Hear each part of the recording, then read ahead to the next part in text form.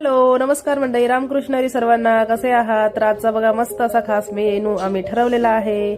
छानपैकी मस्त मिक्स भाजी बनवणार आहे आज. वांग्याची, पावटा, बटाटा, गाजर घालून छान अशी मस्त असा कांदा वगैरे परतून घ्यायचा छान तेलामध्ये. टोमॅटो कट करून घेतला आहे आणि मस्त इकडे भाज्या बघा मस्त सर्व स्वच्छ धुवून वगैरे घेतल्या आहेत छान अशा.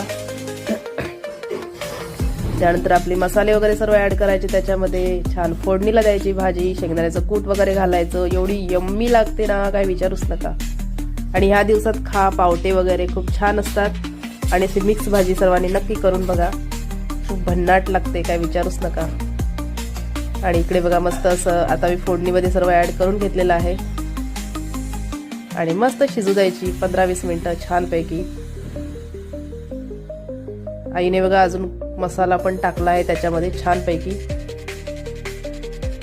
कलरच बघा एवढा भन्नाट वाटतोय ना भाजीचा, काय विचारूच नका. आणि छानपैकी आता या भाजीसोबत मस्त अशा भाकऱ्या पण करणार आहोत आम्ही. भाजीला शिजू द्यायचं मस्त 10-15 मिनिटं. मीठ वगैरे सर्व ऍड करून घेतलंय बघा. जबरदस्त भाजी होते, काय विचारूच नका.